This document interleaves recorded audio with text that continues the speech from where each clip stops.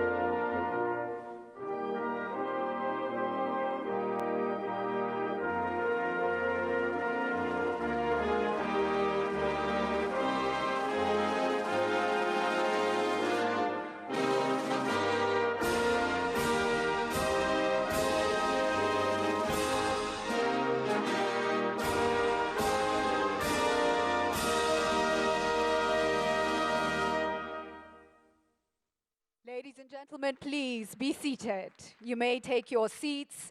If I could ask all the cameras to please move to the back of the room or find a space at the side of the room. Let us please clear the stage.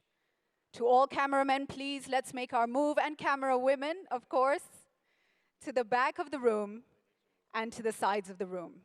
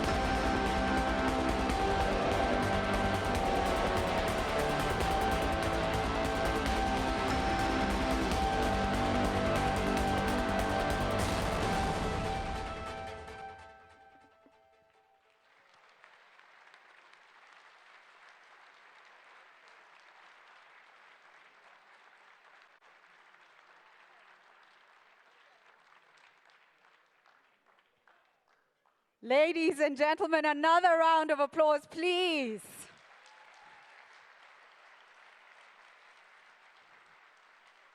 I think that's a perfect example of the youthful energy and vigor of the African continent coming into this room to join with us in our purposeful engagement.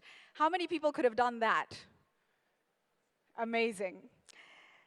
My name is Julie Gishuru. I'm an African businesswoman, and I host the Africa Leadership Dialogues. I describe myself as an Afro-optimist, and it's an honor to be with you all today. About half a century ago now, one of the founding fathers of this continent, Kwame Nkrumah, said, "Africa is one continent, one nation, one people." He went on to tell us, the community of economic life is the major feature within a nation, and it is the economy which holds together the people living in a territory. It has taken Africa a long while to grasp this, yes?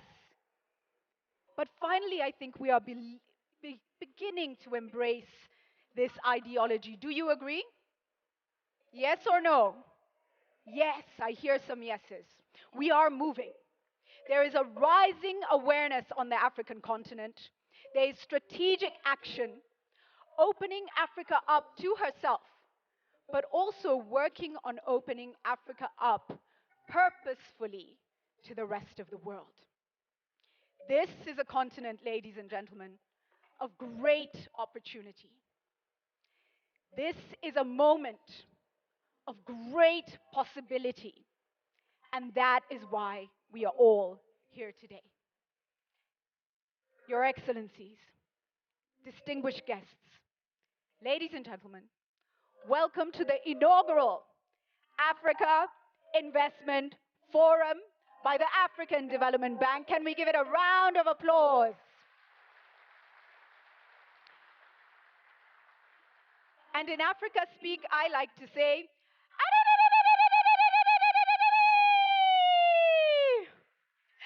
with that, ladies and gentlemen, let me welcome a video to just set some context for us. Thank you.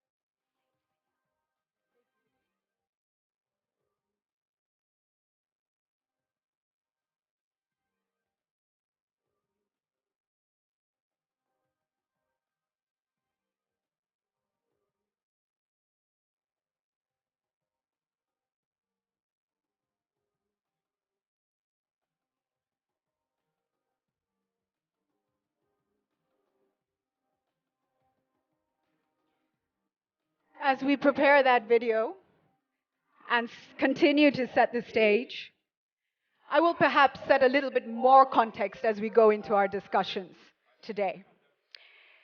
We talk a lot on the African continent, and where we find the greatest failure lies is in implementation.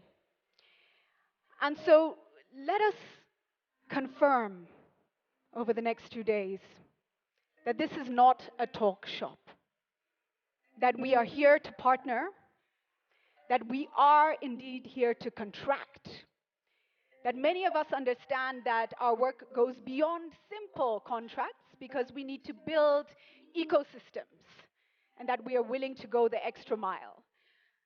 As we cue the video, let me just ask, who do we have here from the private sector? Would you please put up your hands?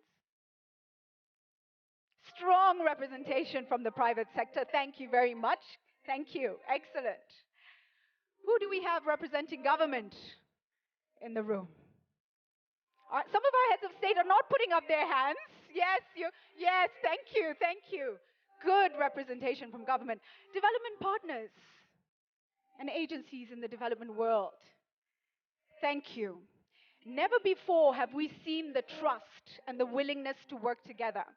And just as we prepare to go into our discussion this morning, I want to encourage us to really leave this place with concrete, implementable action points.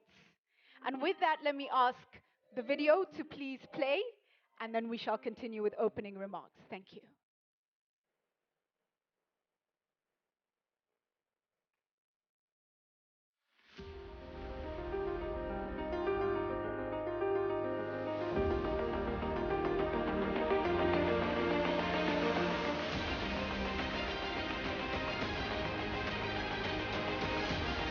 I am excited to welcome you to the African Investment Forum, holding in South Africa from 7th to the 9th of November 2018.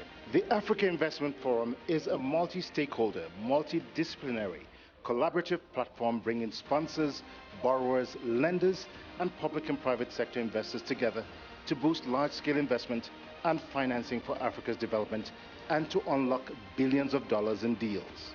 We in Africa are sick and tired of talks about the investment, and a year later there's nothing. And I certainly look forward to one of the greatest platforms to be offered in our own continent, and Gauteng is ready, and Johannesburg is ready. Governments and businesses in Africa encounter daunting economic, political, and social risks that reduce their ability to make long-term investment decisions and implement development policies. Investors often cite the lack of bankable or investment-ready infrastructure projects and unpredictable regulatory environments as the main reasons why private capital does not flow into the continent in spite of an abundance of opportunities. We see in Africa there are a lot of investment opportunities, and there is a lot of gap also in terms of understanding of the developers, the banks, and the countries in itself.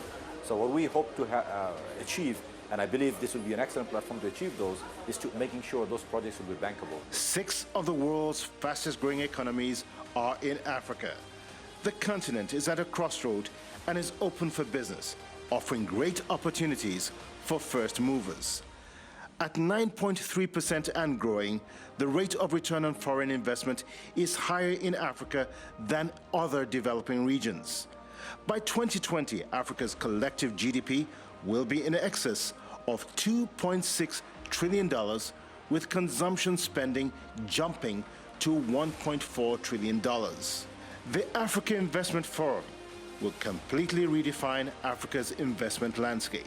That African countries, like every other country, has to ask itself, what are the things that we can invest in that we know will be valuable no matter what the future economy looks like? This is not a one-time, one-event forum, but a dynamic, ongoing process that is changing the face of African business. Today, Africa is on the radar of global institutional investors. At the Africa Investment Forum, it is business unusual. Deals will be sealed, transactions will be concluded. This is a game-changing platform intended to accelerate investments in Africa's development.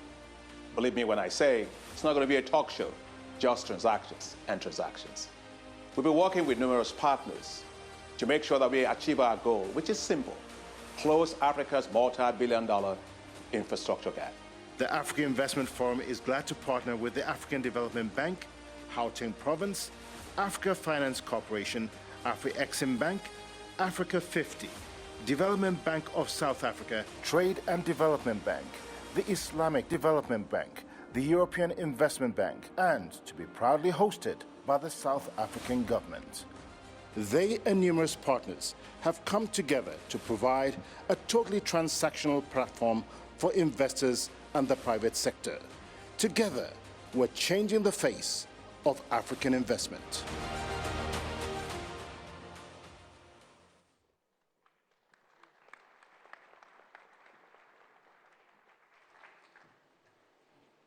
Once again, ladies and gentlemen, allow me to just recognize the partners in this incredible initiative. We have Gauteng hosting us. Can we give them a round of applause? Development Bank of South Africa, Africa Export-Import Bank, the Islamic Development Bank, Trade and Development Bank, Africa 50, Africa Finance Corporation, and the European Investment Bank. Let's give them all a round of applause. There's an African saying that tells us that the food that is in the mouth is not yet in the belly. And so we kick off talking, but we are going to act. We will swallow. We are here for action. Allow me to welcome, to give us welcoming remarks.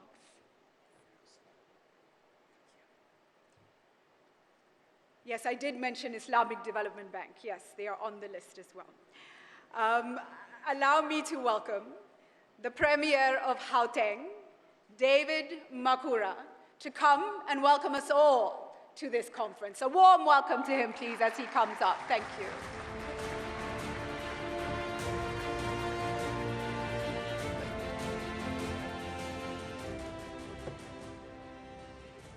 Thank you very much, Julie. His Excellency, the President of the Republic of South Africa, President Cyril Ramaphosa, Your Excellencies, heads of state and government from the different African countries who have blessed us with your presence here today, the President of the African Development Bank, Dr. Adeshina, the Minister in the Presidency of the Republic of South Africa, Dr. Nkosazana Dlamini-Zuma, ministers, deputy ministers, governors, MECs, mayors, the President of the United Cities and Local Government, Mr. Pat Tau, ambassadors and high commissioners, heads of multilateral development finance institutions in our continent and abroad, Africa's foremost entrepreneurs, amongst whom we have today Aliko Dangote, Patrice Motsepe, Tony Elumelu, and several others, distinguished business leaders and investors, fellow Africans. Jambo Africa, good morning Africa, bonjour Afrique, bon dia, dumelang ma Africa, sanbonana nonke ma Africa amahle. We welcome you today to the second day of the inaugural Africa Investment Forum, which started yesterday. What a beautiful Johannesburg day. A lot was said yesterday and last night about the historic nature of this premier investment marketplace in our continent. The mood prevailing here is that we want to emerge from Johannesburg with concrete results, real transactions and real deals that are signed and sealed, because Africa is tired of forums that are just talk shops and nothing comes out of that. At the start of our second day, let us be reminded of the words of one of Africa's greatest sons, Bekinabe Amika Cabral, who said, I quote, "Always bear in mind that the people are not fighting for ideas, for things in anyone's head. They are fighting to win material benefits, to live better in peace, to see their lives go forward, to guarantee a better future for their children." The Africa Investment Forum is precisely about winning concrete results that guarantee a better future for the children of our continent, for the women and the youth of Africa. President Adeshina always asserts that people do not eat potential. So it's time to turn Africa's potential into real deals, real infrastructure. From yesterday, we have been rewriting Africa's investment story from that of potential to real bankable projects and real agreements. Africa is making a transition from aid to investment, from poverty to prosperity, here and now, right here in Johannesburg, in our country, South Africa. By hosting this historic forum, South Africa is placing itself at the service of the people of this great continent as a catalyst for investment, as a leader of that transition. We are lucky as South Africans to have President Cyril Ramaphosa as our leader, who has placed investment, inclusive growth, and jobs at the center of his presidency. Mr. President, you are doing a great job in bringing back hope and renewed confidence in our economy. 2 weeks ago, you convened South Africa's first investment conference, which raised $20 billion at one go.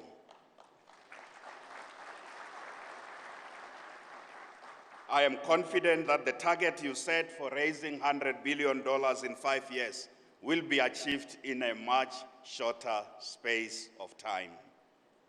South Africa is blessed to be led by a leader who understands how business works and how workers think. Someone who understands how investment decisions are made. Someone absolutely committed to create policy certainty and to improve the ease of doing business, to enhance the performance of public institutions, and indeed, to also tackle corruption in both the public and the private sector. In this task, Mr. President, you are greatly assisted by, among others, the architect of the African Union's Agenda 2063, Dr. Nkosazana Dlamini-Zuma, a leader who understands deeply the African continent. Mr. President, we are glad that investor confidence is rising, as demonstrated by the Business Confidence Index, which has increased for 2 consecutive months from 90.5% in August to 95.8% in October this year. This is in South Africa. Things are really changing. The mood is changing. And I want to say to fellow Africans and international investors, South Africa is in safe hands. We as Gauteng province are at the cutting edge of Africa's industrialization. We are a province which is one of the principal contributors of Africa's economic integration and inter-Africa trade. This province I have the honor to lead, which is hosting this conference, is the leading financial nerve center and manufacturing hub of sub-Saharan Africa. We contribute 35% to our country's GDP. We have 14.7 million people living in this province. In other words, 1 out of every 4 South Africans live in Gauteng. Gauteng province is the 7th largest economy in Africa. We are host to many African migrants and entrepreneurs who have chosen Gauteng and South Africa as their home instead of going to Europe or America, and for that we are grateful. Gauteng businesses are contributing to investment into our continent at the value of more than 30 billion rands as we speak. There are 200 active investment projects in the different parts of our continent by Gauteng-based businesses. Our business people believe in Africa. Gauteng also exports 31% of goods and services to different regions of our continent. Transport and capital equipment, food and beverages, as well as professional services are the key drivers of Gauteng's investment into the continent. One of the big infrastructure projects that Gauteng has put on the South African investment book for this investment forum is the expansion and massification of our public transport system, particularly the expansion of the first speed train in Africa, the Gautrain, which has proven to be a very successful public sector project that has attracted lots of interest from investors locally in South Africa, across the continent, and across the world. Our continent has the potential to become the world's next great manufacturing center in the coming years. Over the past 2 decades, our continent has made tremendous progress in economic and social terms. For instance, real per capita income has risen 50% on average. In some African countries, real per capita incomes have doubled. At the same time, infant mortality fell dramatically from 108 to 55 per 1,000 live births. We are encouraged that despite weak economic growth, foreign direct investment has increased by 60% across the continent. To attract more investment, there is a need for African governments to think deeply about the impediments to investment. This is a matter I know our President will address and the heads of state and government today will deal with. This includes dealing with issues of good governance, improving the regulatory environment. We in Africa are lucky. More often people think of Africa's wealth as its minerals. My view is that Africa's greatest wealth and its real potential lies in its youthful population, its entrepreneurial and resilient women, its vast army of the informal sector businesses.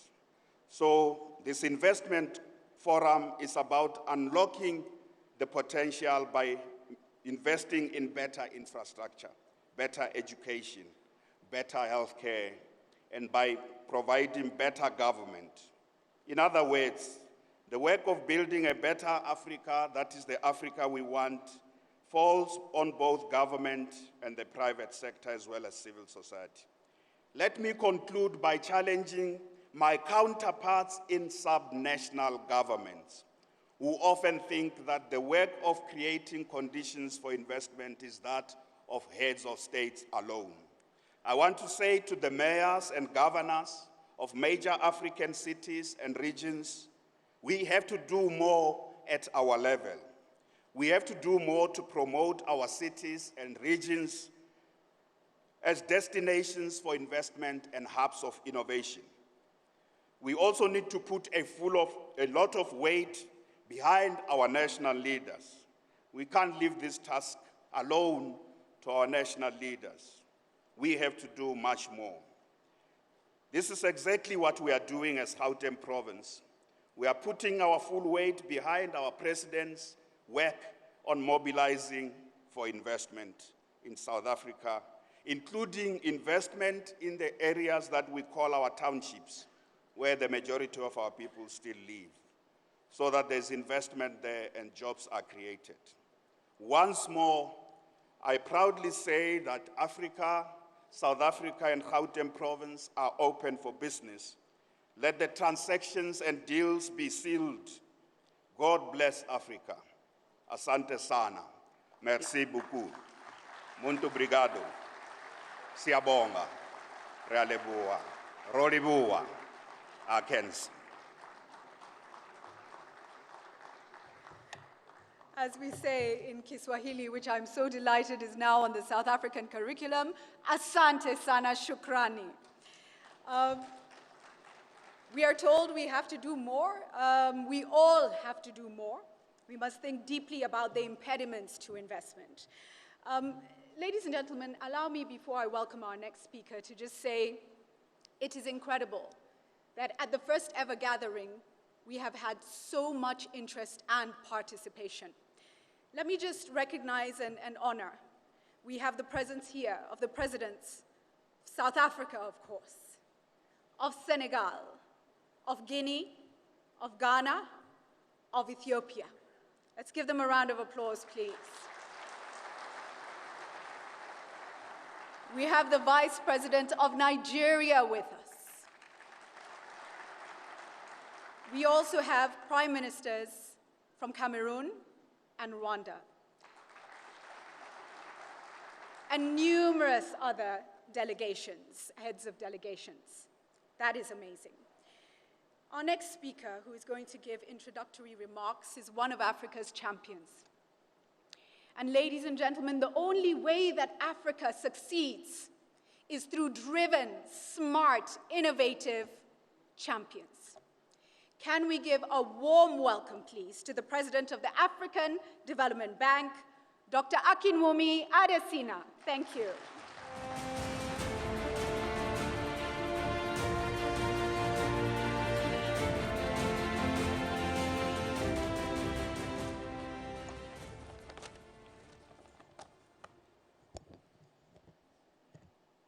Thank you very much, Julie. Thank you very much to the Premier of Gauteng Province, Mr. Nemola Makura, for those very warm words of welcome to your beautiful and dynamic business city of Johannesburg. And also, I must say, for the superb job that you and your team have done in planning this event with us in this impressive venue, where the work, I must say, I'm very proud, Mr. President, to say that 90% of all the things, the work that's been done here has been done by South African small businesses, local suppliers. Johannesburg means business, and business has come to Johannesburg. We are so proud of South Africa. President Cyril Ramaphosa, President of the Republic of South Africa, Your Excellency, Nana Akufo-Addo, President of the Republic of Ghana, Notre cher frère, grand frère, Son Excellence, Monsieur le Président Alpha Condé, le Président de la République de Guinée. Mon cher frère, le Président Macky Sall, le Président de la République du Sénégal.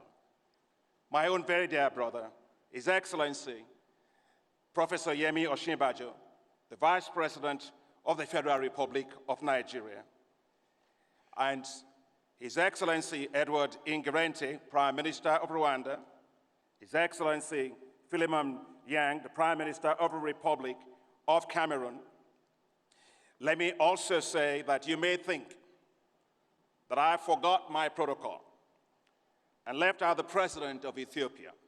No, I didn't. Women deserve a very, very special place.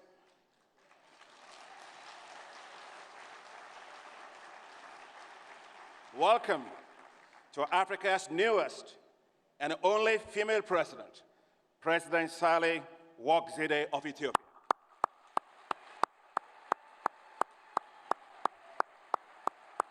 Isn't that something? A lot of going on in Ethiopia. Thank you very much. Let me welcome the ministers representing the King of Morocco, the President of Cote d'Ivoire, my home country, host country, the President of Egypt, the President of Niger, the President of Gabon, the President of Tanzania, and let me also welcome the governors and my governors at the African Development Bank and also the board of directors of the bank that are here. Now, let me say that we also have ministers from South Africa. You know, here in South Africa, I have a big sister, and her name is Dlamini Zuma. And I saw her when I was coming in. When I had to book to see the president very quickly to get things done, I quickly called her. I said, big sister, I need to talk to the president. She said, hold on for 5 minutes. It took 5 minutes. She called me back. She said, can you be on the plane? I said, I am already at the airport. And when I got here, and His Excellency received us so generously, at the end I called her and I said, thank you very much, Dr. Zuma. She said, no, that's what big sisters are for. Please thank my big sister.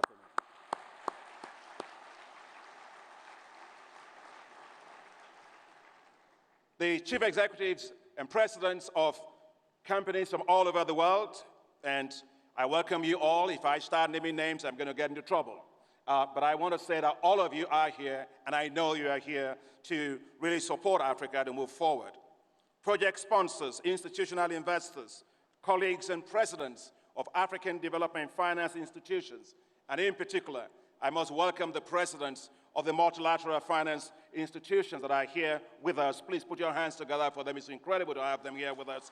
They will soon be joining us on stage, and they will be introduced. Eminent members of the press, there's nothing we do here. If the press don't cover us, we don't get the message out. It's all about changing perceptions of Africa. Please, let's give it up to the press.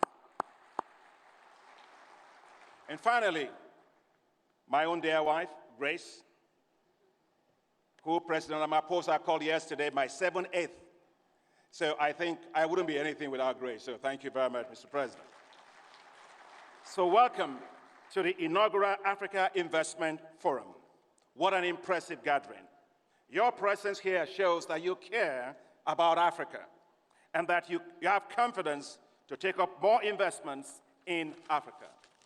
Let me congratulate President Cyril Ramaphosa for hosting us for this event in South Africa, Africa's second largest economy. I commend your bold efforts on infrastructure development and for South Africa's recently concluded investment forum to mobilize investments for South Africa, an example of South Africa inspiring new ways. You are a successful businessman, so you know the importance of business investments. Excellencies, ladies and gentlemen, you are on the right continent. Think about it.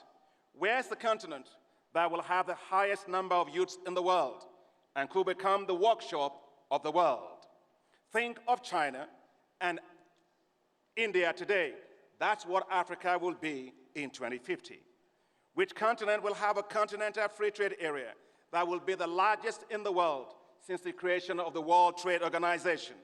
And which continent will have consumer and business expenditures that will reach $5.6 trillion in just 7 short years? Don't think far, think Africa. Some say we can't invest in Africa because of risks. Risk is not a reason not to invest. What's important is how you de-risk, manage risk, and optimize on the returns. It's a risk-return world. Africa is not riskier than as an investment destination than other regions. What's often the problem is perceived risk in Africa is higher than the real risks. We must therefore reduce perception risks. We must market Africa better. We must showcase our opportunities, and we must brand Africa. Africa, I must say, it's not a country. It's made up of 54 beautiful countries, all brimming with opportunities. Yes, Africa has massive infrastructure deficits, from ports to railways, to roads, to energy, to IT infrastructure, needed to spur its competitiveness in global markets. The African Development Bank estimates that the continent has a financing gap of 68 to 108 billion US dollars per year for infrastructure. But it's all about how you see it. A glass half empty or a glass half full? Let's see it as a glass half full. That means that Africa offers to you an investment opportunity of 68 to 108 billion dollars a year just for infrastructure. Africa, our continent, is impatient to develop. It will grow faster by providing universal access to electricity. And I want to thank President Alpha Conde for the leadership that he's providing for us on this issue of energy in Africa. The power sector alone will provide about $30 billion annual investment opportunity, tapping into Africa's vast resources of gas, solar, hydro, wind, and geothermal. Huge investment opportunities are bound to make Africa the leading region on renewable energy in the world. That's why the African Development Bank is working to spearhead the development of a new initiative called Desert to Power, to establish 10,000 megawatts of solar all across the Sahel. This will become the largest solar zone in the world. Vast opportunities exist for food and agribusiness companies. Just think about it. The population of Africa will reach 2 billion by 2050. As I said, it's huge. They don't drink oil, they don't smoke gas, they eat food. And Africa has 65% of all the arable land left uncultivated to feed those 9 billion people by 2050. So what Africa does with agriculture today is going to determine the future of food in the world. So the market for us on agriculture is massive. By 2030, it will be worth a whopping $1 trillion. So if you're trying to, I know we have Motsepe, we have Aliko, we have Tony Elumelu, we have all you, President Ramaphosa, all you billionaires that are here. You will make more billions, I must tell you, if you are in agriculture. I can tell you that. The opportunities are there, so let's do the deals. Africa offers the world the biggest deal of all. So what makes this Africa Investment Forum a truly innovative and unprecedented game changer, different from any global investment forum? The Africa Investment Forum is 100% transactional platform to develop projects, de-risk deals, fast-track the closure of deals, and improve the business environment for investments to thrive in Africa. The goal is simple: allow investments to land smoothly on investment runways in Africa. At this Africa Investment Forum, Your Excellencies, distinguished friends of Africa, we have 306 project transactions valued at $208 billion that have been developed. Over the next 2 days, 60 projects and deals worth $40.4 billion will be discussed in boardroom sessions by investors and promoters to fast-track closure of deals or to remove policy and regulatory constraints to deal closure. And as you walk right through, you will see an additional $28 billion worth of projects showcased in what we call gallery walks, which have yet to move into those boardroom conversations. Over 330 investors will be in these boardroom conversations. And I must say, the demand for these boardrooms have been so overwhelming, so much so that 92% of all the investment boardrooms are oversubscribed. That's remarkable for the first Africa Investment Forum. I stand here on behalf of so many. The African Development Bank is not here alone. We are on this platform together with our co-partners, the Africa Exim Bank, Trade and Development Bank, the Development Bank of South Africa, or Africa 50, the Islamic Development Bank, the European Investment Bank, and several others that are with us on this platform. This platform also brings together several multilateral development and finance institutions, including International Finance Corporation, the World Bank, the European Investment Bank, the European Bank for Reconstruction and Development, the Inter-American Development Bank, the Asia Infrastructure and Investment Bank, and the Multilateral Investment Guarantee Agency. We are doing business differently. The Africa Investment Forum platform helps to intermediate, to cut back on such costs for investors, and to create an open platform where public and private sectors interface with investors. We are here together with one goal: to fast-track investment in Africa. And we have to. Africa wants to create wealth and unleash prosperity for its people. Africa is open for business, and African countries are ready. The facts speak for themselves. Today, you see Africa leads the world in terms of number of reforms. Presidents were there together with us in Berlin, compact with Africa countries. 108 policy commitments made. 101, 98 of those are well on track. I think our leaders deserve a big clap for that. I know reforms are difficult. It's like pulling teeth sometimes, like being a dentist, but they take time. But when they work, the dividends can be massive. Senator Chris Coons, in announcing a recent establishment of the United States International Development Finance Corporation, says, and I quote, "We always asked, what's the next China after China? Well, appropriately, China figured it out. The next China after China is Africa." President Cyril Ramaphosa said last week in Berlin, and I quote him, "See Africa as an investable continent," end of quote. German Chancellor Angela Merkel said, "In the past, we have looked towards Asia. In the future, we should look more to Africa." Ladies and gentlemen, that future is now, and Africa knows it. Africa to Africa investment is rising, reaching $12 billion in 2018. And we are here today with many of those that are making investments all across our continent. Africans, as Africans, are investing in Africa because Africans also believe in Africa. Just like a lion walks right through the savanna lands of Africa, assured of his place and confidence in his capacity, so must Africa arise and confidently overcome all obstacles, surging forward towards investments on this continent. Mountains may loom large and prevent us from seeing the lush plains. Mountaineers don't get deterred. They persevere. They carefully climb them, managing the risks, and adeptly they reach the mountain crest from where they see the hidden lush plains. It is the same way. Let us not be deterred by the scale of the investment challenges. Rather, let us deploy our resources collectively, de-risk investments, and accelerate closure of business deals and project deals. Like drops of water, they will soon fill the investment buckets. And those investment buckets will be clean, very clean. We are ensuring transparency. We are ensuring accountability. We are ensuring fairness. We plan to introduce on this platform innovative technologies that will help to improve transparency, traceability, immutability of records, and integrity of all transactions.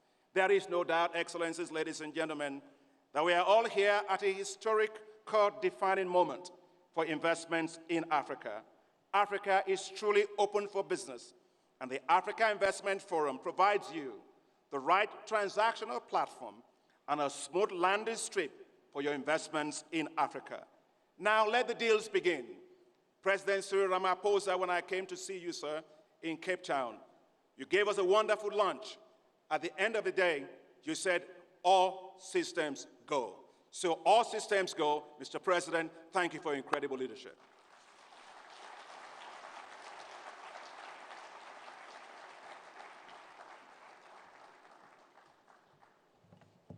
Are you inspired, ladies and gentlemen? Are you inspired? Are you fired up? Dr. Adesina tells us we must reduce perception risks. He's gone on to tell us about the amazing projects and opportunities, what's actually happening. But can we start by saying we have to have mindset change within the continent and without as well. Emancipate yourselves from mental slavery. None but ourselves can free our minds. Marcus Garvey said it, Bob Marley sang it. We must do it. Africa, largest solar zone in the world, yes? Africa, most productive continent when it comes to agriculture, yes? That's what we're building to. Africa, determining the future of food in the world. Yes, that is Africa. One goal, we're fast-tracking investment. Let's do the deals. Let's move. Ladies and gentlemen, let me now welcome back to the stage the Premier of Gauteng to come and give a warm welcome to His Excellency, the President of the Republic of South Africa. Thank you.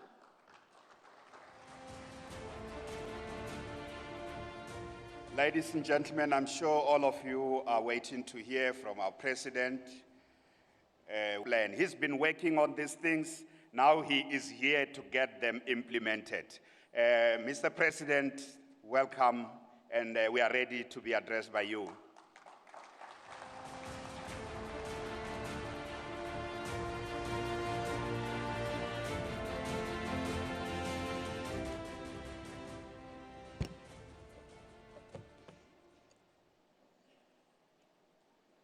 Program Director,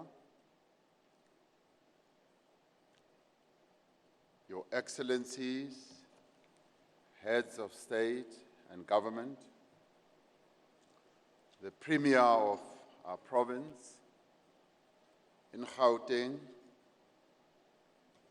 President of the African Development Bank, business leaders, ministers, deputy ministers, and ladies and gentlemen. Yesterday, something rather strange happened, last night rather. Many of the people who are here got involved in something that I had not seen for a very long time. Business people, ministers started doing something rather strange near the stage when music was being played. And at the head of this process was none other than Dr. Adesina, who was sitting next to me. He came to me and said, "Mr. President, a lovely song is being played. Would you allow me to go and dance. I happily gave him permission to go and dance, and his wife followed in tow. Thereafter, a minister in our cabinet started moving towards the stage herself, Dr. Nkosazana Dlamini Zuma, and thinking that she would be rather lonely on the stage in terms of dancing, she then coerced me against my will to go and dance. So they got me to do something that's not very much in line with the business I'm involved in, which is being a president.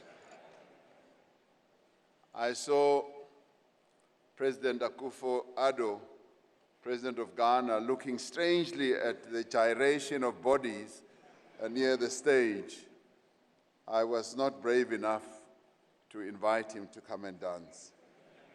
Last night was a wonderful night, and I saw business people who have come here to South Africa relaxing and enjoying themselves.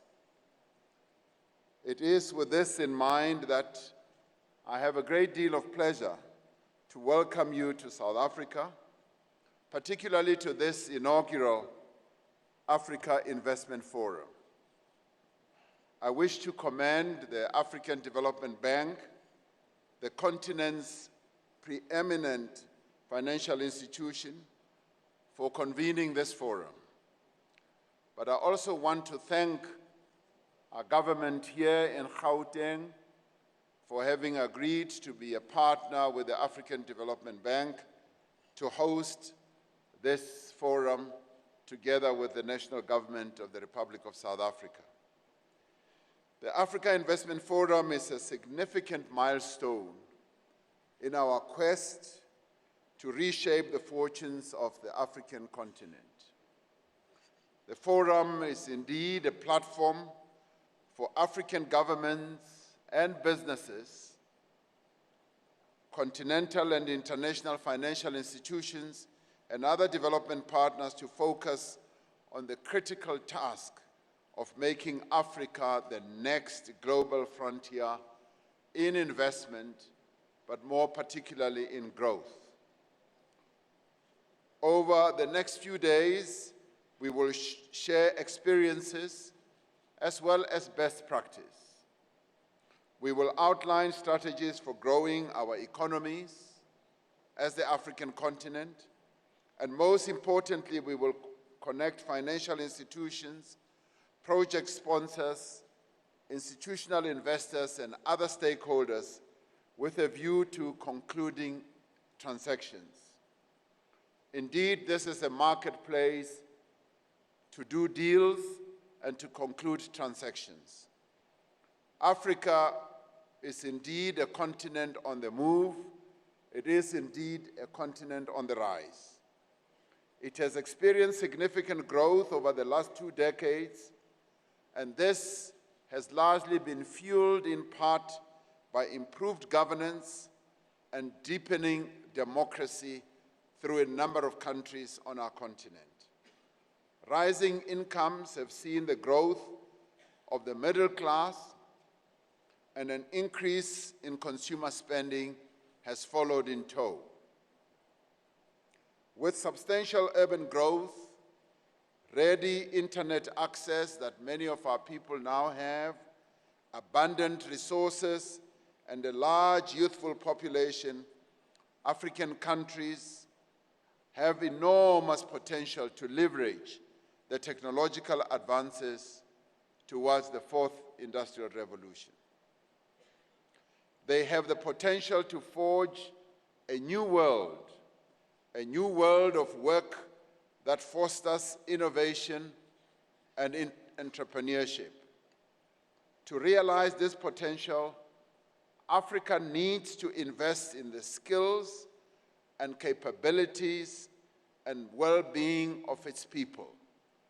Africa needs to empower its youth. It needs to also empower its women so that they can fuel the growth that we are bound to have on our continent. It needs to improve governance as well and promote peace and stability. Most importantly, if Africa is to seize the opportunities of the future, it needs to mobilize large-scale sustained investment, but more particularly in infrastructure. African governments cannot do this on their own. They need their partners to be able to harness the energy that Africa has. They need the private sector.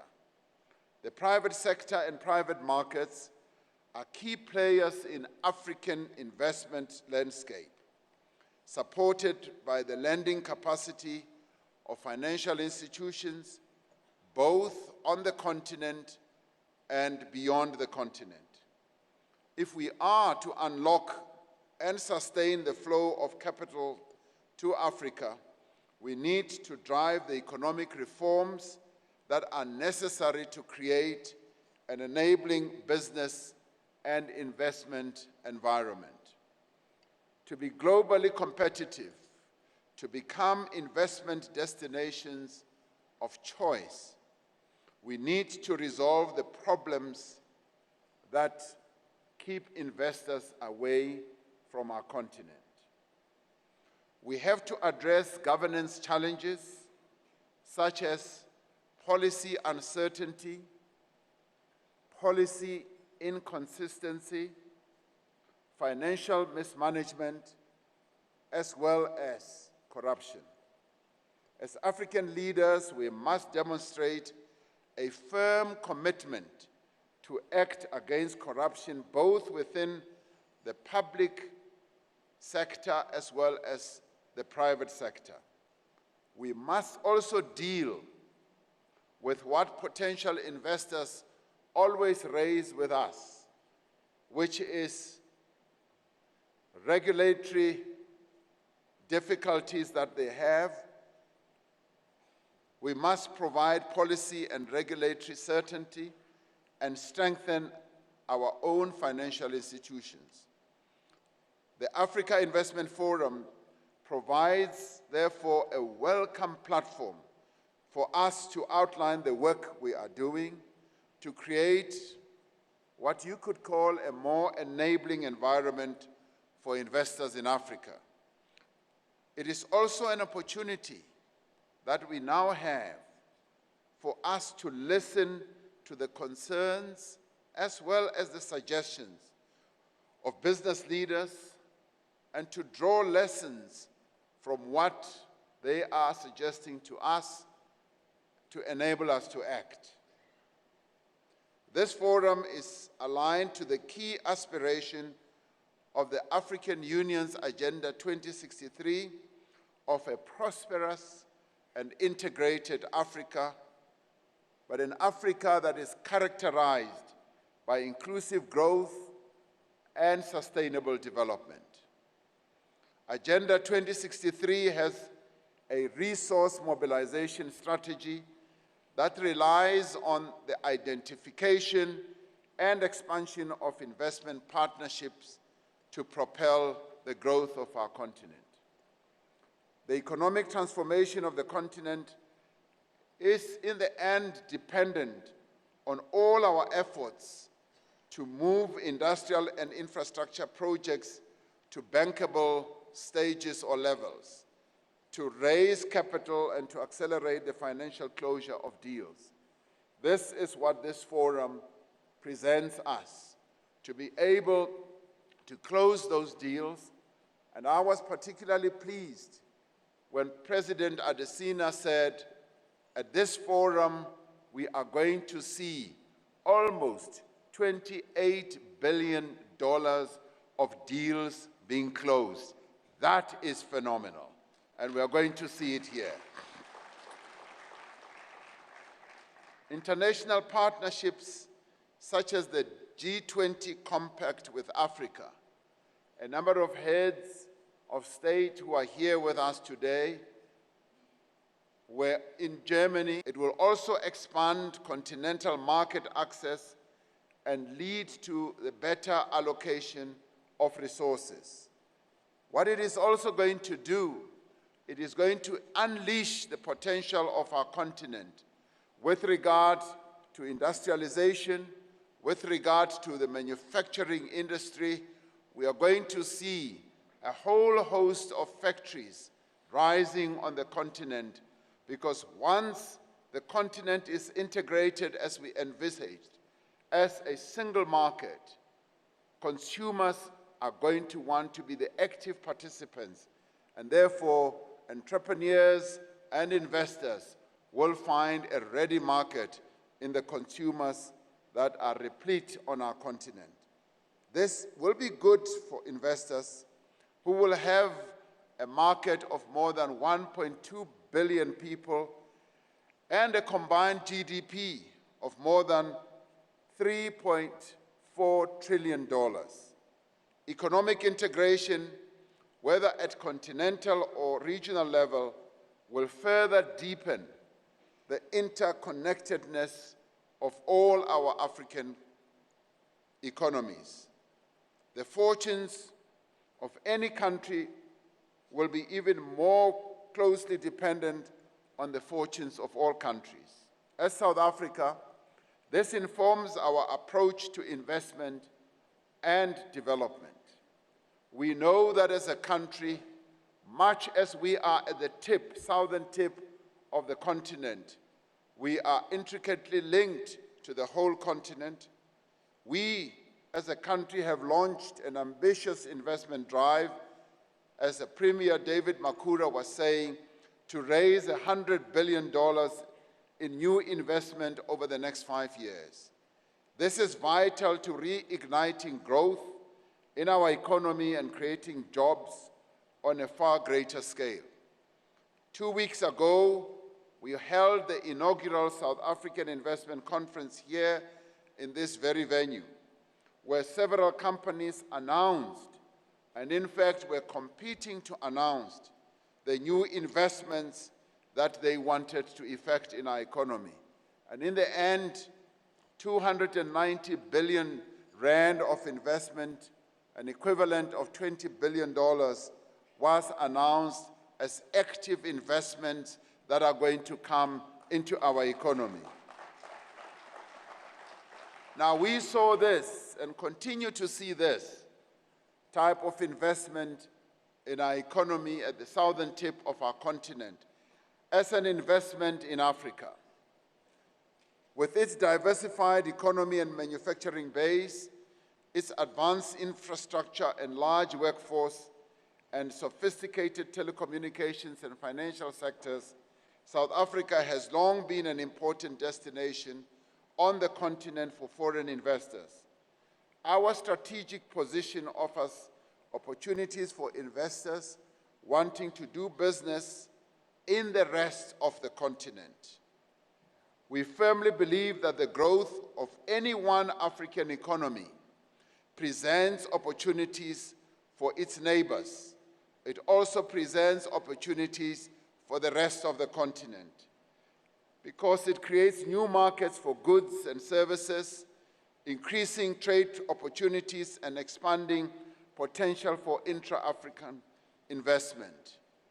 We, as a country also, we advocate that investments should flow throughout the whole continent. When we see an investment being effected in Ghana, in Senegal, or any of our African countries, we are overjoyed, because through this, we know that as South Africa, we are also going to grow.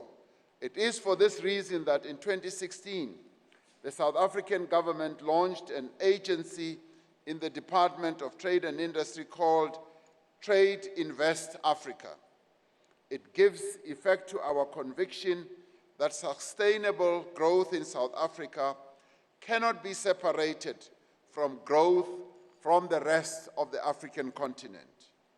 Trade Invest Africa is tasked with facilitating outward investment by South African entities to the rest of Africa through targeted financial and non-financial support.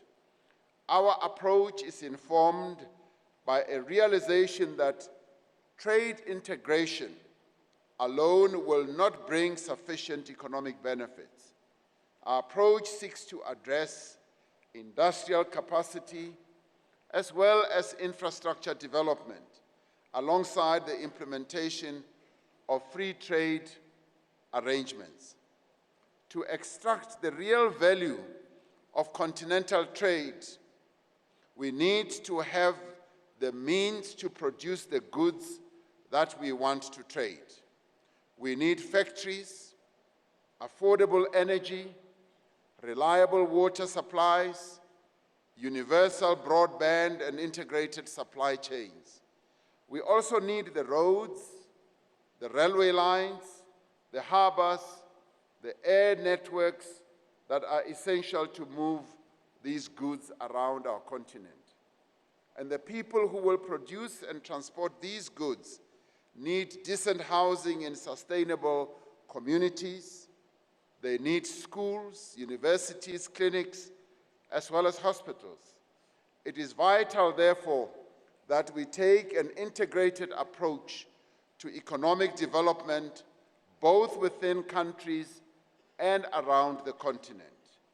It is up to us to harness the power of initiatives such as this Africa Investment Forum that bring together business, financial institutions, and governments in a single marketplace such as this one.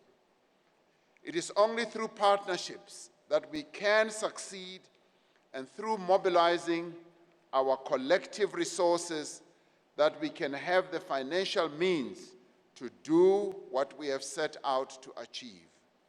This forum, therefore, is laying the groundwork for a new era of collaboration, of working together, that will propel us towards our goal of a prosperous, united, and integrated continent.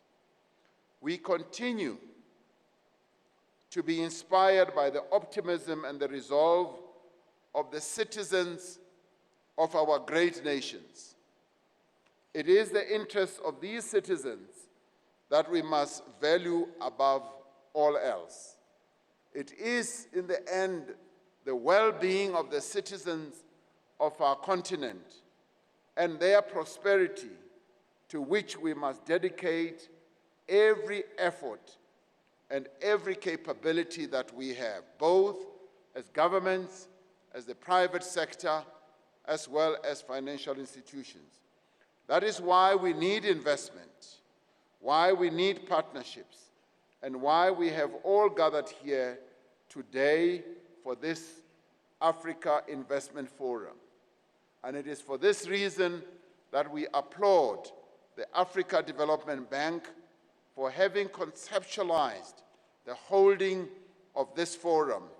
And President Adesina, we applaud you for having the vision, the foresight to bring all of us together as you have done. And we wish you well as a bank, and indeed we wish all other financial institutions on our continent well as you continue to fuel the growth of our continent with the deals that are going to be made today. So as I welcome all of you and open this forum, I say, may the deals be concluded. May we all be part of the deals that are going to be made here. Thank you very much.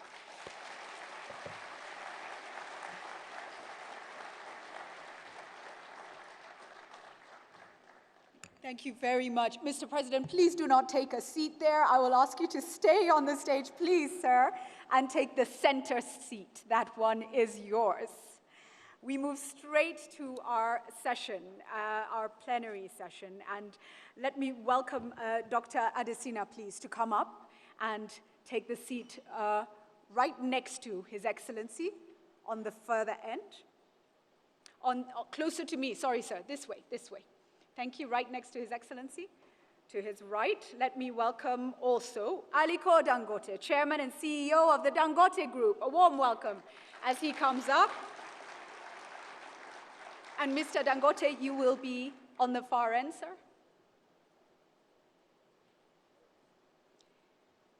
And ladies and gentlemen, Majid Saif Al Ghurair, Chief Executive Officer of Al Ghurair Group. Please do join us. And you will be right next to His Excellency. The middle seat, sir, please. Okay. Thank you.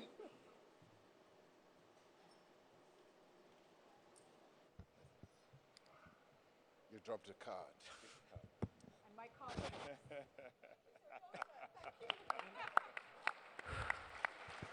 Thank you very much. Ladies and gentlemen, we go straight into our conversation, and I'll begin, Mr. President, with you. We've heard a lot, and I think as a continent, we say a lot of the right things, yes or no? We have for decades. But I want you to do in elevator pitch style, from your heart, as an investor, as now head of government, why should people bank on Africa? Why is this the moment, sir? Over to you, please. Well, I think if you look around the number of initiatives that are unfolding in many countries of the African continent, anyone with eyes who can see can indeed see, feel, and hear that our continent is on the move. Many of the countries on the continent have embraced democracy. They have embraced rule of law. They have embraced policy certainty, and they are improving it on an ongoing basis. And they are transforming their countries into investment destinations and investable countries. They are also clear about what needs to be done. Infrastructure projects are really spreading out throughout the continent. The African Union itself, the government of the continent, is at the forefront of policy formation, of ensuring that countries do adhere to good governance processes, but also good economic processes moving forward. Many of our countries are surging forward. The heads of state on the continent are on an ongoing basis talking about investments.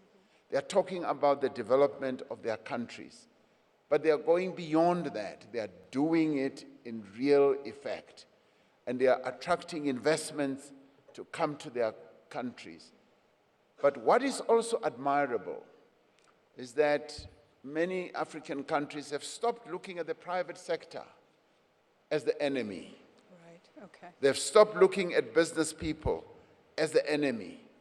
They are looking and working with the private sector in cooperation, in collaboration, and they are doing so, also ridding their own countries of acts of corruption, ensuring that everything is done in line with proper governance processes. So Africa, for that reason, is truly on the move. So Africa is transforming. Can I just get a sense in this room? If you do feel that there's a shift and something is happening, would you please put your hands up? Right up. Okay, that's good. That is good. That is good. Let me come to you, Dr. Adesina, now. And you know, you've worked in development for many years. You've been in government. You now are at the helm of this drive to really transform the continent. Frankly speaking, what are the greatest challenges in your personal experience? And how can we feel confident and inspired that these are being addressed, that the shift is happening, institutional change is happening? What would you say to us? Thank you. Well, first, I think I'm not bothered by challenges. I'm more inspired by opportunities. Okay. And the opportunity is exactly what you see here. For the first time, as the Excellency President said, as our professor said, you have a perfect alignment in terms of political vision. We have Agenda 2063. Dr. Zuma was there who led us to that Agenda 20, the Africa we want. And as President of the African Development Bank, with great support of the Board of Directors, we decided we are going to align ourselves to fast-track that Agenda 2063. I'm not going to be around here 50 years. But I do know by God's grace, for the short years that we're around, we want things to happen fast, because you can't keep hoping into the future. We have to bring that closer. People have to feel development today. We must fast track that. So the first thing I want to say is that there is a palpable thing in the hearts of our leaders, every one of them that's here, to want to fast track Africa's development. I think that's one thing that we must understand is changing. We were together with President Cyril Ramaphosa and other presidents here in Berlin with Chancellor Merkel. And over dinner, Chancellor Merkel was talking about the fact that, well, you know, if we were having this conversation, you remember, Mr. President, 10, 15 years ago, it would be a different conversation. We'd probably be talking about conversation of aid and so on, and President of Ghana, you know, was there, and President of Senegal was there, President also Alpha Conde was there, and we had President of Rwanda there. It was such a powerful conversation. And I remember President of Rwanda saying, well, you look, we want you to change the lenses at which you look at Africa. We don't want you looking at Africa from the lenses of aid. We want you looking at Africa from the lenses of investment. And I think that's a fundamental thing that's changing. Now, why do I feel so excited? Right. Look, I feel excited because, you look on this panel here, right? You've got the president of South Africa. He's a businessman. He's a billionaire. You've got Gura here. He's getting there. After you announced $20 billion, Mr. President, you're a billionaire. You have Aliko Dangote. What you have are people that you have Motsopi, you have others here, everybody. They are doing transnational businesses. Look, if you look at the number of cross mergers that have happened between 2006 and 2016 in Africa, it went from 228 to 418. I'm talking of cross-merger businesses. You're looking at Aliko Dangote and others that are making investments. Africa to Africa investments. 2006, it was only $4 billion. 2018, it is $12 billion. That's moving. So I think that the opportunities are immense. The president said it fantastically in his remarks. We have to make sure that we deal with the energy problem. You know, it's the most important thing. Africa cannot develop in the dark. And that's why you find that if there's anything that we think we have most important, is just to make sure that that works. So I think that the challenges for me are opportunities, but political will, clear vision, and private sector, and that's the way we want to go. And Africa is not going to be an aid-driven continent. Africa is going to be an investment-driven continent. Thank you for that. And we cannot overstate the importance of heads of state collaborating, working together, building partnerships. Aliko, let me come to you now. And you've been moving across the African continent, getting innovative, trying to see what you can do in different spaces, in different countries. You've faced the challenges and you've seen the opportunities. So I want a very candid perspective from you. What is working and what are the challenges we need to deal with, please? Well, thank you very much. First of all, I would like to congratulate President Adesina for gathering this massive crowd. It's just not a talk shop, it's to sign projects and deals. I must really congratulate you because I've never ever seen this kind of crowd in Africa ever. So congratulations. Well, yes, you are right. We are, very much investing in a lot of African countries. We have so far invested in about 10, and completed, and then we have almost about 8 again, under construction. And in the last 4.5 years, we have invested over $4.8 billion in other African countries. And I think, like what you said, yes, what is working? I think a lot of things now, there is rule of law. Like what President Ramaphosa said, they don't really have that inconsistencies in government policies. And I think it is really good for government and private sector to work together. Because what really discouraged people at the first was all these rampant changes of policies. And sometimes when governments see that you are making money, they are going to change the goalpost and say, no, we don't want people making money. You're making too much. You're making too much now. Well, there's nothing like making too much money. That's what government implies. Yeah, well, yes. But you see, when you look at it, at the end of the day, doesn't matter what kind of, tax incentives and whatever that you're given. At the end of the day, government owns more shares in the business in some countries because there are taxes, withholding tax. So the real money goes to the government, whereby you can only get money when you declare dividend. So whether you make money, you don't lose money, you are creating economic activities where government will charge you VAT or sales tax or whatever. So you are generating quite a lot of, so government, they need to understand it is good to make sure that they actually give that labeling, the environment, so that people can go and, invest heavily.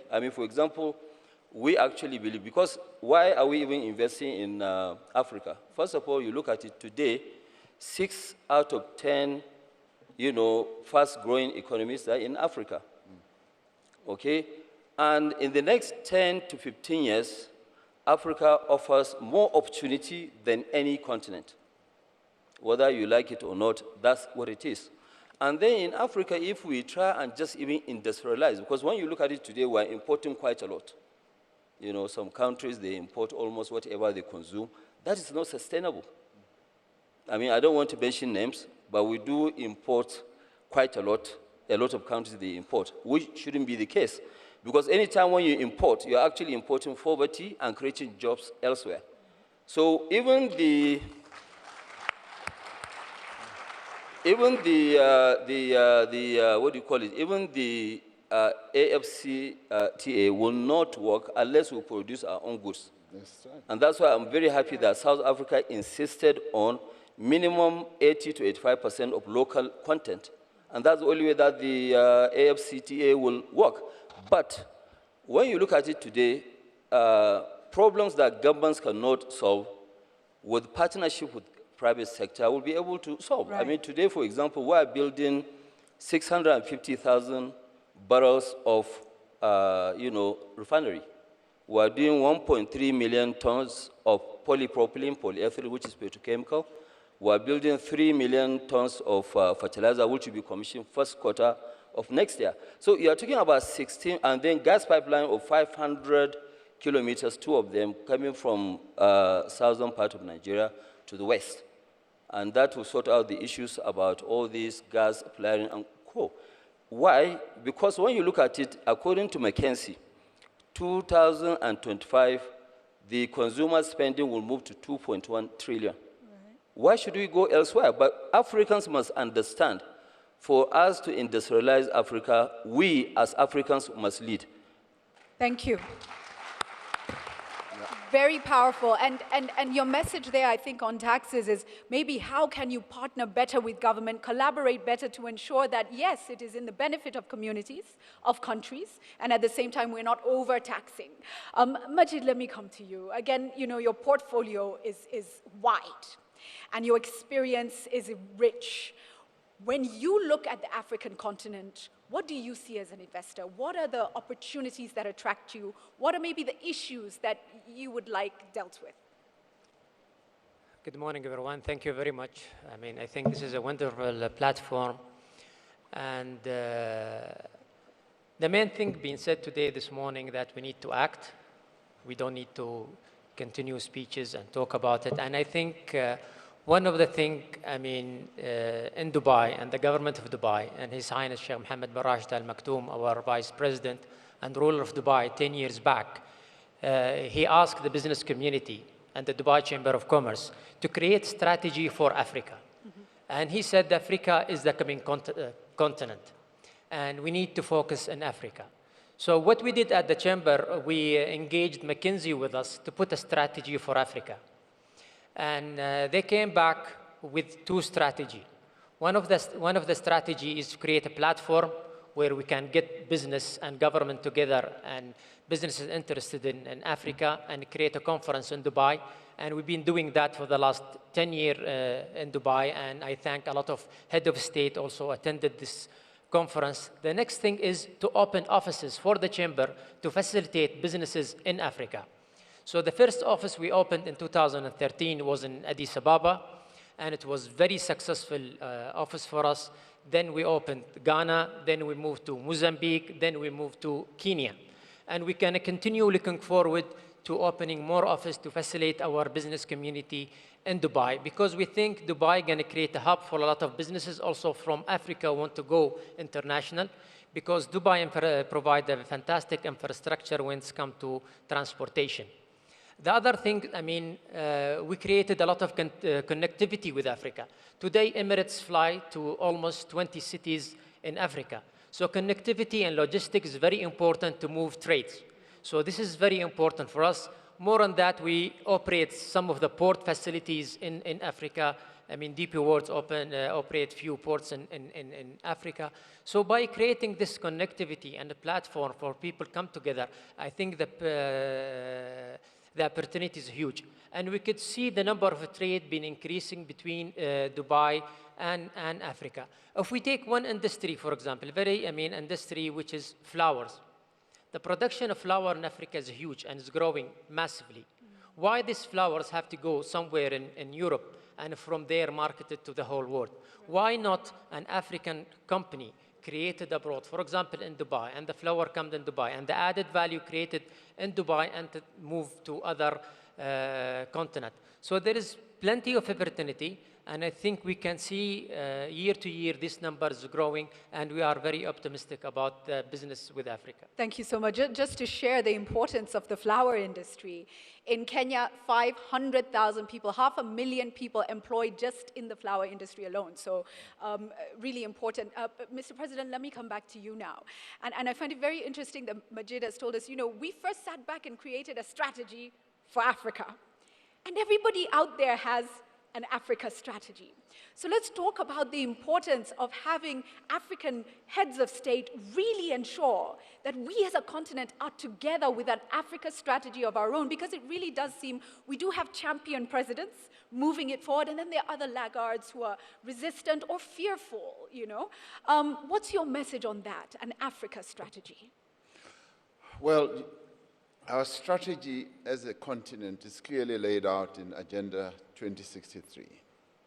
That is our strategy, that is our vision. And what that helps us to do is to create the Africa that we want.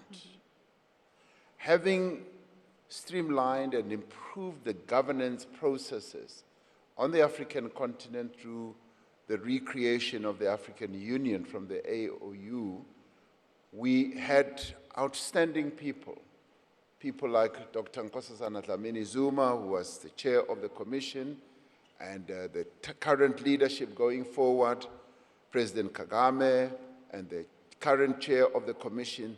They are all committed to ensuring that we implement Agenda 2063. But we also put it against the backdrop of the UN Sustainable Goals, because those two are overarching strategies and vision statements that will enable our continent to move forward. But much more than that, you also need to look at the actions of the heads of states themselves, as you mentioned. The heads of states, and I'm a new boy in the game, just recently The new joined. kid on the block. Yeah, I'm a new kid on the block. Having just joined this, if you like, this group of heads of state, I have found all of them truly, truly committed to developing their countries, to developing the continent as well. Irrevocably committed to the continent. And that, for me, is a real breath of fresh air. And I think we should have confidence in the current leadership of our continent, taking the continent forward, implementing Agenda 2063, and we are implementing it at the micro level as it descends to the various countries. Nearly every country has crafted its own vision around the backdrop of Agenda 2063, and each one of us. And we share good practice. And when the heads of state meet, don't think that they're just talking about nonsensical things. They're talking about real issues, real economic growth. And they just don't get involved in dances like I saw last night. They do real things. Once in a while. Dancing is also good. Dancing is also good. It's in our heartbeat. So yes. the heads of state and the countries in Africa are truly on the move, and that is what is pleasing. Okay, thank you for that. And as we are all in it together, I want to also raise a challenge to maybe the media who are here, me included. You know, we talk about Agenda 2063, but how many Africans actually know about this agenda, how many embrace, and we have a lot to do in that regard. I come back to you, Dr. Adesina, with this whole idea of mindset change and driving in the same direction, which you have highlighted as absolutely critical to ensure that we can build trust, confidence, and bring investment to Africa. What would you want to add on that? Well, you know, just to add to what President Cyril Ramaphosa said, you know, there is a shift that's going on in Africa. You see, all these leaders that are here. They are beginning to see themselves essentially as CEOs of their own countries.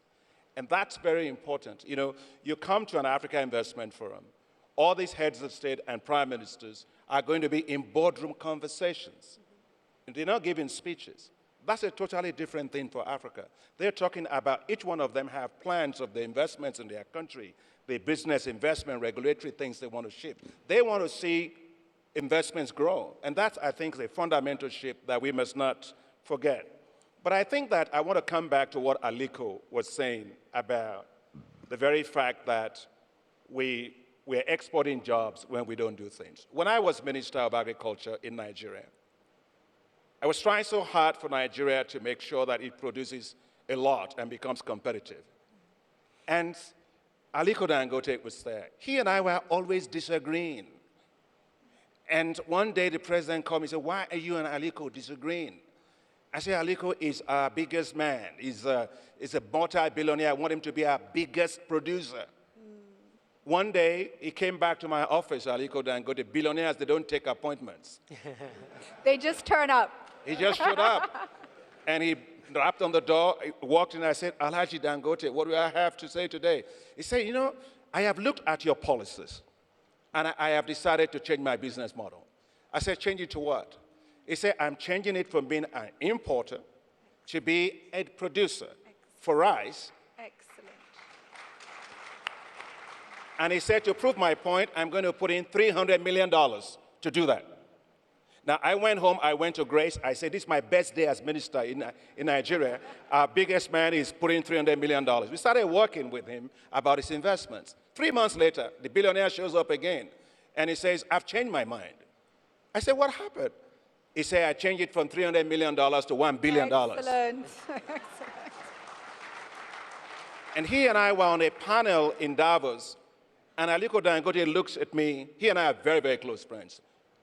And he looks at me, he says, if anybody had told me 5 years ago that I will be in agriculture, I would have said I just woke up from a very bad dream. And so the point I'm trying to make is this. We have the potential. We're not going to eat it. We've got to unlock that potential. We have to direct our political will, our policies, our financing, infrastructure. President Ramaphosa said about our infrastructure to get it done. The last point I want to make about how we move forward is sometimes we think our population is our problem. It's not.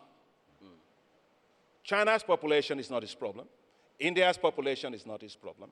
In fact, what they did, Mr. President, is that they used their population to create a big consumer base for themselves. Yeah. It's our opportunity. Yes. And then they looked inward, and then they began to industrialize. And as they industrialized, using local content, as Aliko Dangote has mentioned, you had a situation then when the foreign content was going down, local content was rising, jobs were being created, income was going up, saving was going up. All of a sudden, GDP was rising very fast for India, for China. That's how they are today. All I'm trying to say is this. God has been so good to us as a continent. We have sunshine, we have great population, we have great leaders. What we've got to do is rev the engine. We've got to be, Africa is going to be the frontier, and I think we are going to get there via investment. And I think this is exactly what I'm so excited about, that with our own investors believing in the continent, our leaders believing in the continent, Africa is going to roar and it's going to soar. Thank you. Let's rev that engine. And we do it through policy, including other things. Let me come back to you, Aliko, and I want you to paint a picture for us. You are an investor. You are in this game. You're in the battlefield. What is your vision for what you will achieve for Africa What is the legacy you will leave? What are you building, and how will it impact on the continent? Let's paint a picture of what this investment will mean for you and for the continent. I think what that will do is to see how some of us, which I really, of course, want to be among the some, to try and transform Africa to exactly what happened in Asia. Okay. Nobody will come and transform Africa but us. So we must lead. And if you look at it, even look at how the American economy is today, it was actually made possible by 5 people. Okay, so these 5 people, they are the ones, you know, the likes of Ford, Carnegie, right. You know, and the rest.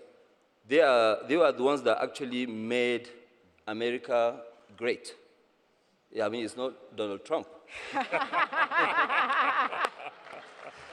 I won't even comment. We shall just move swiftly along. Yes. So really, when you look at it, yes, we can make it happen. Right.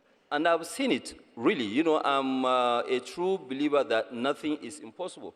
I mean, if 10 years ago, you mentioned to me, or even if I've actually seen it in a dream, that our company will have a revenue of $3 billion, I would have said that no, it is impossible. Right. But today, by 2020, we'll have $30 billion of revenue. Wow. That's incredible. Why? Because, you know, we've gone into a very bold, you know, projects. Yes. When people are running away from investing, we're investing, you know. So, I mean, from just petrochemical and refinery and oil blocks, we'll have over 25 billion. Then the rest of the billions will have about $6 billion of revenue. So with this, is just telling us that, look, if we really are determined, we can make Africa great. The potentials are there, but you know, unless somebody now try and make sure that, yes, these potentials become reality, right. They will be there forever. Right. So we've been told by Dr. Adesina, rev the engine, and you're saying we need some key drivers, and you are one of those drivers, and we say thank you for that. There must be drivers, because without drivers, it's just not going to happen. And luckily for us, a lot of our presidents right now, they think also like us. So when you now go there to explain, you know, they will say, okay, fine, come in. You don't even, well, I won't just go and knock on their door because they're too big. So no, Aliko, you can knock on their door. You can knock. I'll make proper arrangement to go and see them. But, you know, we've been having quite a lot of, you know, this. I mean, for example, I wasn't invited to Ghana, but I was the one who called the president, and I went there and I told him that, you know what, Mr. President, we would like to start doing sugar. And he called everybody, we sat down, we met, and we have started, you know, getting, we know where we're going to grow the sugar and everything. So excellent. Thank you, Mr. President. Thank you for that. Majid, I want you to do the same thing. We're nearly winding up, but I just want you to paint that picture for me as an investor in Africa, as someone who has a focus, a strategy, and a vision. What are you building up to? What do you want to get from the continent, and what do you think you will be contributing to the continent? I mean, for any businesses, I mean, social responsibility is very important. And we want to look at Africa middle class to grow. And as you know, small businesses is the highest employer in any economy. Right. I mean, even we are in Dubai, we are focusing a lot on medium-sized and small businesses because it's the highest employer of the manpower. So we're looking forward for policy which is going to really attract a lot of businesses to the continent.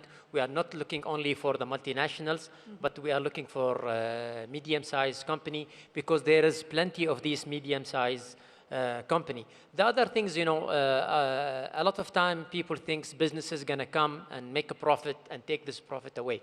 Actually, in the contrary, always businesses try to grow their business bigger and bigger and bigger because unless you invest more in your business is going to die eventually.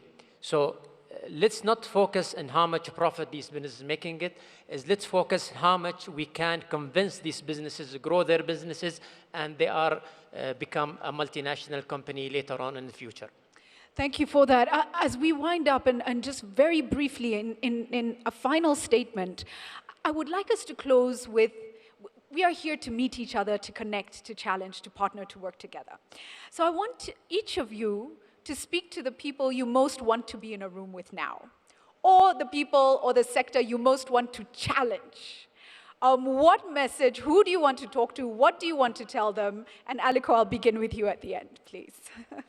Well, I think most of the people that, some of the financial institutions would like to see how we can work together in oil and gas. We want to see how we are going to work in the greatest opportunity, which is agriculture. And also, to make sure that we have some deals done, not just to shake hands and exchange cards.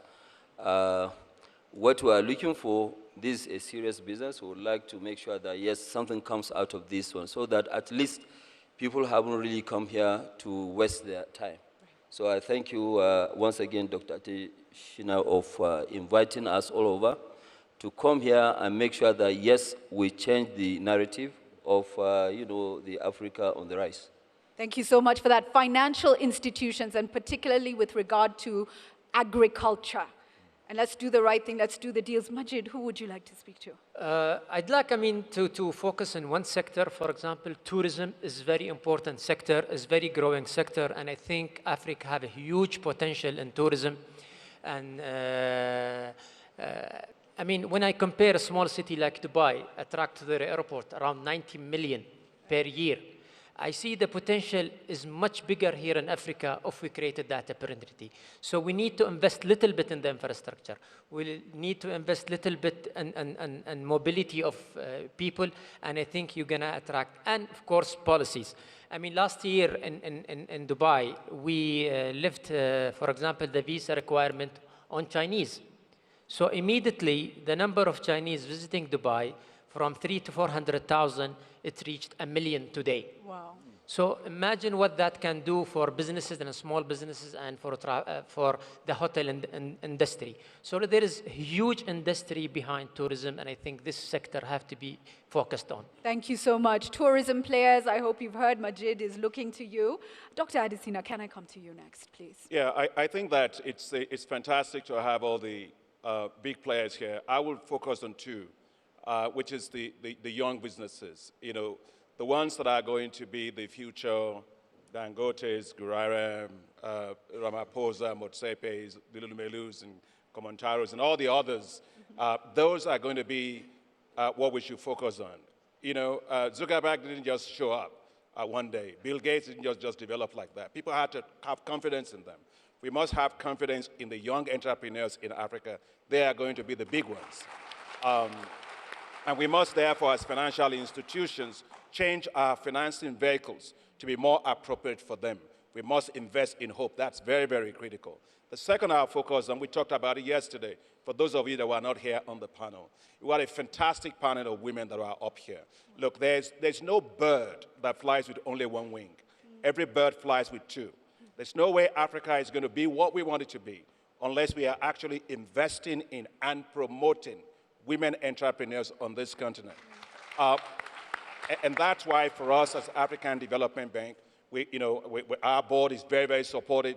We're launching this thing called the Affirmative Finance Action for Women in Africa, which is a $300 million risk guarantee facility that will leverage $3 billion for women in Africa. Women are better than men in businesses, even if you don't see many of them up here. Thank you. Thank you. Mr. President, you have the final word. Who do you want to speak to?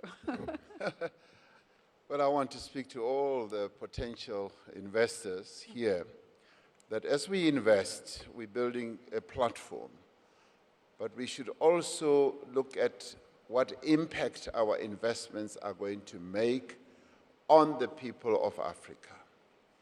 So as you invest, do ask yourself that question at the back of your mind. It should not only be about the profits that the billions that you are going to pour into the continent are going to make in profits, but it should also, what impact are we, through our investments, going to build the capabilities of this continent, particularly when it comes to two cohorts of people on our continent, the youth and the women of our continent. Thank you. That, for me, is critical, that we need to empower the women of our continent, yes, business women, but women in general, and come up with the types of investments where we continuously ask ourselves, are the women of the continent, the youth of the continent, going to be part of this investment? And I say this advisedly. 2 weeks ago, I went to open a factory here in South Africa. And one of the things they decided that they would do as investors is that there would be 50% women and 50% men in the investment that they put together. Excellent. And that was the decision of the investors. So as we invest, let us look at the impact that it would make. The second one is on education. Let us focus on skilling the young people or the people of our continent. Education is the key. And as Nelson Mandela said, it is what will distinguish those who succeed and those who don't succeed. So let's also invest in education, in health, and once we've done that, we've built a good platform the continent can take off. Excellent. Thank you very much. Thank you very, very, very much. The President tells us, yes, let's do good business, but let's also do good.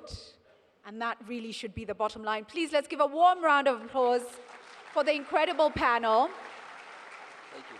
And ladies and gentlemen, just before we leave the stage, we are going to now have an example of the deals and transactions that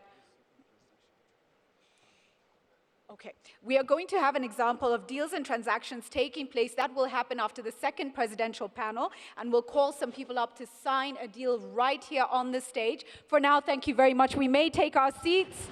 Asanteni sana. Thank you. It's been a pleasure and an honor. Thank you very much.